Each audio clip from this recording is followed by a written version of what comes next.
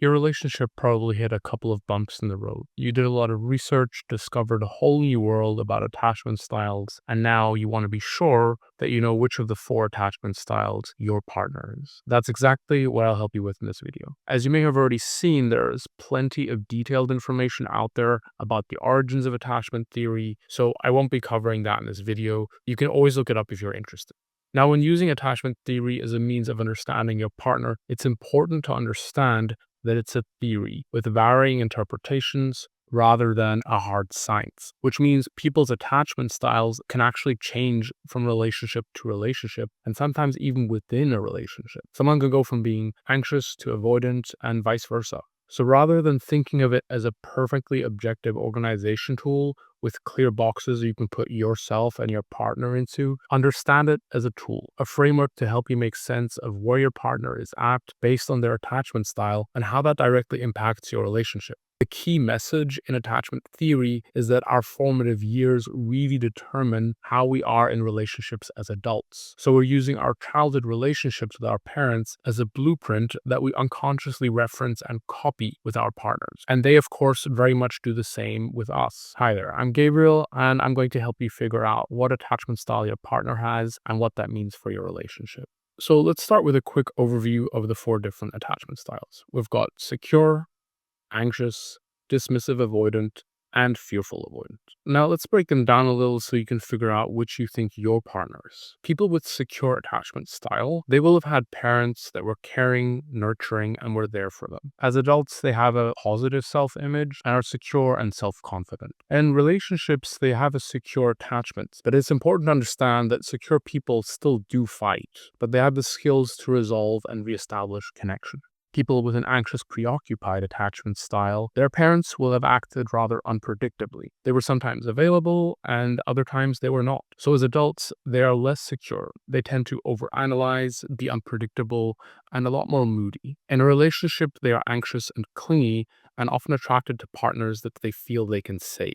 They might also mistake unstable relationships as a proof of true love. Now, people with dismissive-avoidant attachment style, that used to be me. So as adults, they're a lot less secure. They are emotionally unavailable often, they can be very distant, they often need space, and can be very, very abandoning. In a relationship, they then are hyper-independent. They avoid showing feelings, they can be dismissive, and come across as being self-sufficient and independent. Now, with fearful-avoidant attachment style, the parents were generally their only source of safety, but they were also afraid of them. So as adults, they're often less secure, they have an ongoing internal conflict of wanting intimacy and running from it. And in relationships, they are often overpromising, flip-flopping, doing push-pull, and are volatile, which often leads to them bailing in a relationship on the very last minute. If you're here, my guess is you've likely diagnosed yourself as an anxiously attached person and are wondering how to make things work with your partner, who's likely an avoidant.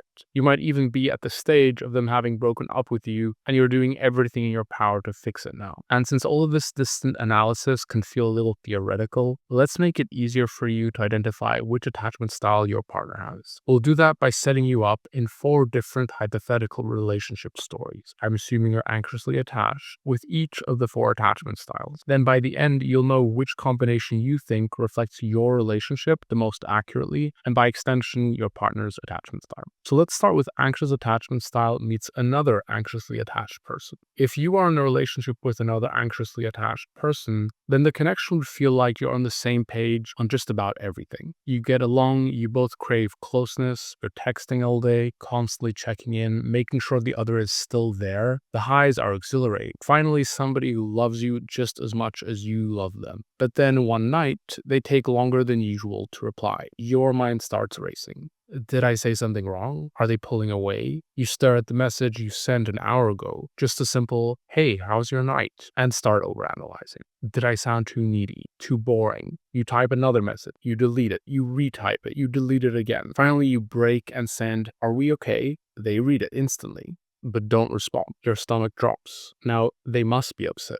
Are they ignoring you? Maybe they think you are losing interest. You start panicking. Just as their reply finally comes through. Sorry, was just in the shower. Is everything okay? You feel relieved, but only briefly because now they are worried. Why would you ask if we're okay? Did I do something wrong, they think? And just like that, they start overanalyzing too. You reassure them, they reassure you back. It should be comforting, but it only makes your anxiety grow. And as your relationship deepens and cycles like this continue, you both feel everything so intensely. Each moment of distance, each unreturned text, each shift in tone can make one or both of you really anxious. When things feel good, you're on top of the world. But when something feels even slightly off, you both spiral, searching for proof that the other isn't about to leap. The love is there, the connection is undeniable, but without boundaries, without learning to self-soothe, the relationship can start to feel less like love and more like an emotional lifeline, one that neither of you wants to let go of, even when it's pulling both of you under. So that's an example of a relationship between two anxiously attached people. Now let's talk about anxious attachment style meets what I used to be a dismissive avoidant. If you're in a relationship with a dismissive avoidant, then you would always be the one trying to bring the relationship to a deeper level. They would keep things surface level, avoiding serious talks, brushing off emotional conversations. You tell yourself they care, they just don't know how to show it. But the distance would start to feel unbearable over time. So one night you finally push. I need to know how you feel about me,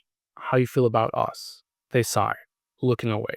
Why do we have to talk about this? You try to stay calm, explaining that you don't feel connected, that you need more emotional reassurance. They shift a little uneasily in their seat, checking their phone. It feels like they want to be anywhere but here right now. You try again gently. I'm just looking to connect. Finally, they snap. I can't do this anymore. It's too much. You're like, what? They say, I don't want to have these conversations all the time. I just want to live my life, do my own thing. I don't need this pressure. You try to reason with them, to find a middle ground, but they're already checked out. They stand up, grab their keys and say, I think I need a break. I can't give you what you want. It's not a discussion, it's a decision. One they already have made all by themselves. No effort to fix things, no fight for the relationship. Just cold detachment and a seemingly easy exit. And just like that, they abandon you. And you're left alone wondering how they could walk away so easily, while you're still drowning and being upset about everything. So that's what a relationship between an anxiously attached person and a dismissive avoidant could look like.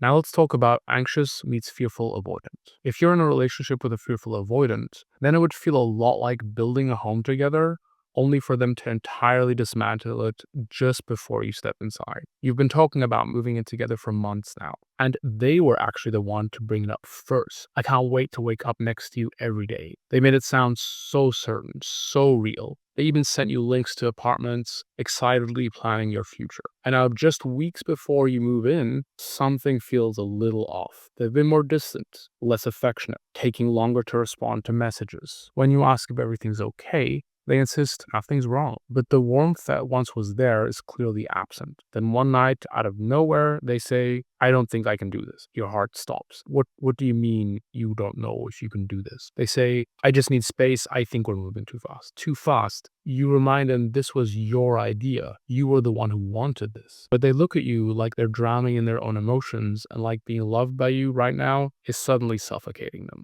I care about you, but I don't think I'm ready. You try to reason with them, to hold on to the life you are about to start together. But deep down, you know how this goes. They do this every time things get real. Every time intimacy stops being a fantasy and starts being something they actually have to show up for, they bail. They crave love and fear it in equal measure. And no matter how much you try to convince them to stay, they were likely always going to run at some point. Now, finally, last but not least, we have anxious meets secure attachment style. If you're in a relationship with a secure person, you wouldn't have to guess where you stand. They would tell you they love you and they would show it consistently. When they say they'll call, they actually do. When they get busy, they let you know instead of just disappearing. But even with all this security, your anxiety wouldn't just vanish. If they didn't text back for an hour, your mind might still spin. Are they upset? Are they pulling away? You'd feel the familiar urge to reach out just to make sure everything is fine. And when you do, their response wouldn't be cold or distant. Instead, they'd say something simple. Hey love,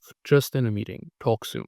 Noticing you need the reassurance without making you feel bad for it. If you told them, I get scared sometimes that you'll leave, they wouldn't dismiss it or tell you you're being dramatic. They'd look at you and say, I'm here, I'm not going anywhere. And more importantly, they'd prove it to you over time. So at first, you might still brace yourself for the worst, but little by little, with each moment of consistency, your nervous system would start to settle. Love wouldn't feel like a chase anymore. Instead, it would feel safe. And that safety, while unfamiliar, is exactly what would help you heal. Now, those were the examples of what a relationship might look like between an anxiously attached person meets the 4 different attachment styles. So which of the examples did you see yourself most in, and what attachment style does that make your partner? I'm curious. Let me know in the comments. Also, if you'd like to learn more about how to deal with avoidance, which can be difficult at times, you might want to check out our Attach and Avoidant program. My wife and I created it together based on our own journey. She was anxious, I was the avoidant. And additionally, we based it on the journey of hundreds of our own clients, which we helped navigate through their avoidant relationships. This way, you can finally break that endless cycle of your partner coming close and withdrawing again. I'll drop a link in the video description below for those of you that are interested. And for any of you that are still here, I hope this video gave you more clarity on your relationship. And if you found it helpful, I would very much appreciate if you could drop a like and of course subscribe if you want to hear more from us. If you'd like to dive deeper into the world of avoidance and learn how to deal with them, here are some related videos that my wife and I made that might be of interest for you.